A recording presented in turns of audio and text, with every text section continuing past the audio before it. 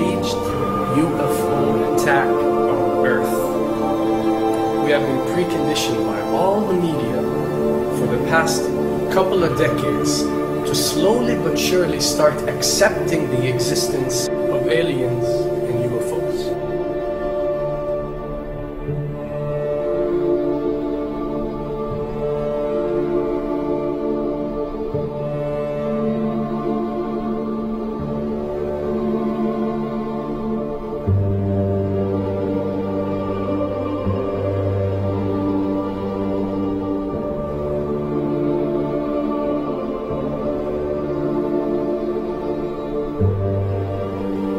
I can tell you right now that 99% of every UFO sighting that has ever taken place has actually not been an unidentified flying object, because this has always been military technologies.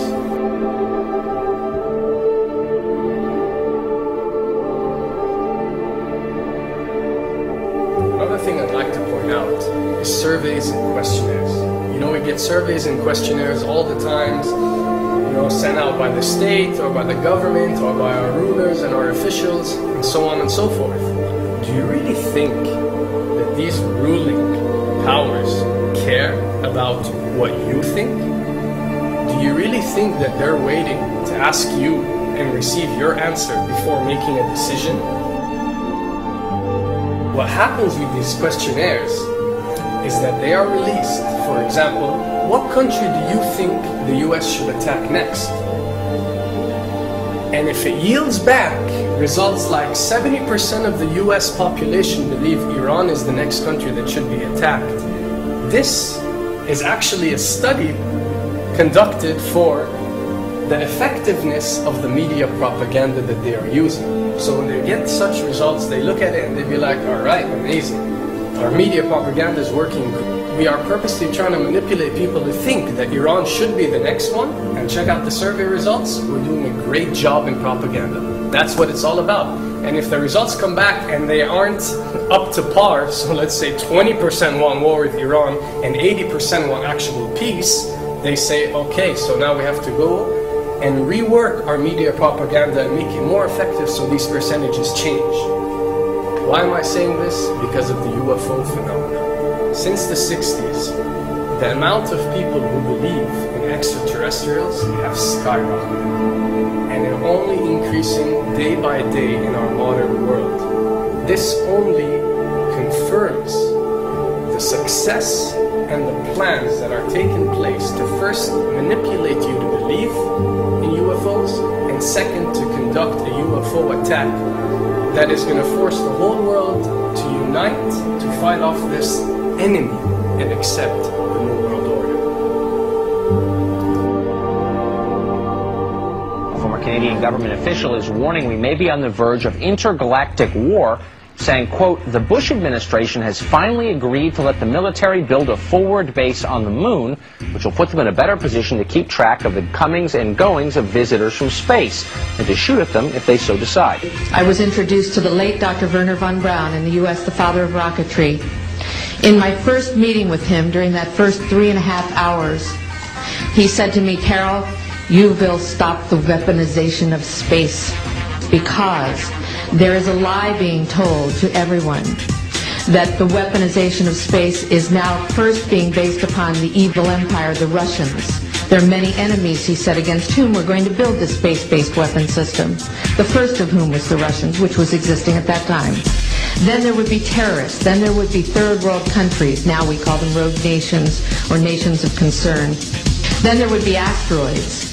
And then he would repeat to me over and over, and the last card, the last card, the last card would be the extraterrestrial threat. As a military strategist, as a person who worked on the MX missile, which I did later, he said, you will find that there is going to be a spin to find some enemy against whom we have to build space-based weapons, and now we should expect the spin. And that's the formula, except that it's all based on a lie.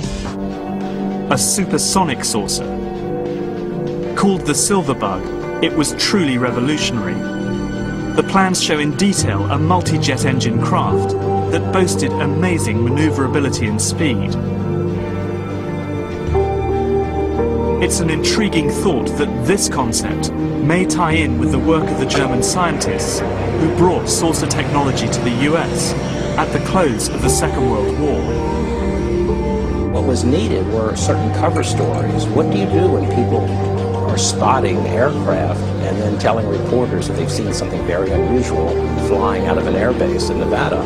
And frankly, this was the origin of a lot of the sightings that took place in the mid-50s, 1954, 55, 56, of unidentified flying objects, the UFOs. So the CIA was involved in encouraging people to believe that, yes, they saw UFOs, and the CIA and the military tried to be very helpful to reporters to get these stories out, to divert the attention of the country, and particularly the people in this region, about what they had actually seen. Mexican Air Force pilots capturing on videotape what are said to be 11, count them, 11 UFOs. The Mexican Air Force has released a video that some of you are going to find difficult to believe. A journalist says it shows images of UFOs tracking a Mexican military plane. So what's the truth about UFOs?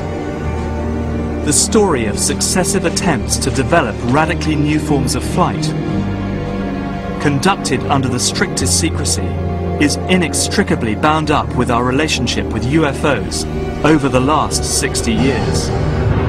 Whether it's Allied pilots buzzed by strange balls of fire in 1942, or the Roswell incident 5 years later, there is a strong case to be made that secret military technology offers a convincing explanation for many UFO stories. Anytime the government has secrets that they can keep from us,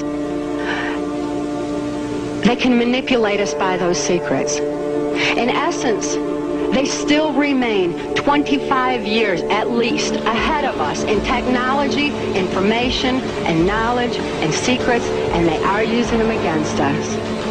I heard over the years many times over that the plan to usher in the New World Order would be to make all the people in this country and around the world feel totally helpless to prevent the New World Order from occurring, this world dominance plan, by saying that we had been invaded by aliens, so that we would say, oh, please, UN, come in and help us all. So bear in mind that there is a plan, orchestration, to get people to be submissive through a secret technology and information that they're keeping from you under the blanket of the so-called National Security Act.